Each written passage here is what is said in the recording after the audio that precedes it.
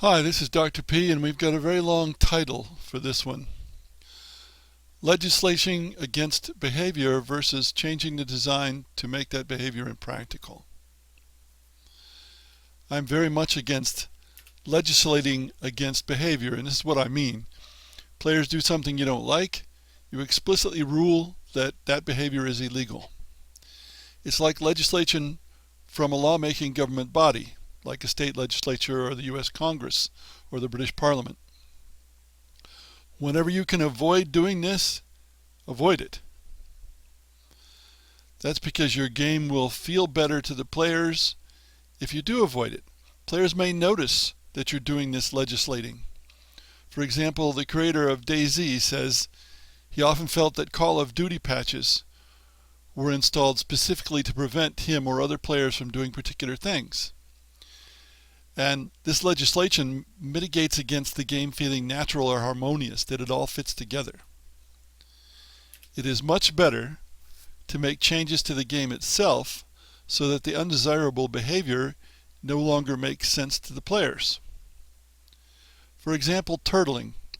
Turtling in a game with more than two players is one player or more sort of sitting out the fighting while the other players beat each other down, and the result is the turtling player is stronger than the other two. Well, there are many ways that you can design a game so that this is not effective behavior. It doesn't do to just try to write a rule that says you can't turtle, and of course that can be very difficult to write. That can be impossible to write because it requires too many interpretations. So it's much better if you design the game so that turtling doesn't make sense. Another example, there's at least one tabletop game that gives a player points for being in a fight, his units being in a fight, even if they lose. Does that make sense? No. Clearly it's designed to encourage people to fight when the flow of the game doesn't encourage it.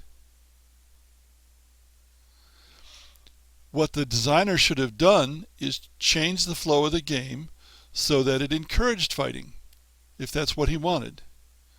Not to try something screwy, and I think giving points for fighting even if you lose is screwy, to encourage people to do it. It's a form of legislating against, or for in this case. Settlers of Catan. A very well-known game. Expert players often tend not to trade, though it's supposed to be a trading game. The solution is that there's a card that monopolizes a resource. Every player has to give that resource to the player who played the card. Well, then people have to trade to get that resource back. To me, this is as much legislating as it is changing the natural flow of the game. It's a kludge, something that doesn't fit with the rest of the game. It's simply forcing the players to make a trade, but it's still better than making some rule that says they have to trade, period. It's in between. Where do you draw the line? And this is the big question. What's legislation to one player or one designer is part of the natural flow of the game to another. There are many things that are going to be in a gray area in between. And there are things that you have to legislate against, for example, cheating.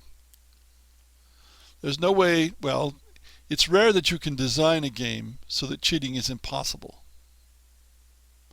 Most of the time you can't. Most game rules don't legislate against cheating, specifically say you can't cheat, but the understanding is always there. Now, if it's a video game, you have the opportunity with the software to make it impossible to cheat. But of course, where there's software, there's ways to hack it. The question is, what needs to be legislated and what can be repaired by changing the gameplay? A rule of thumb might be, don't legislate against anything unless you can arrange it through gameplay modifications. Your game will be more harmonious, it will be more natural, it will feel more right if you avoid legislating against player actions whenever possible.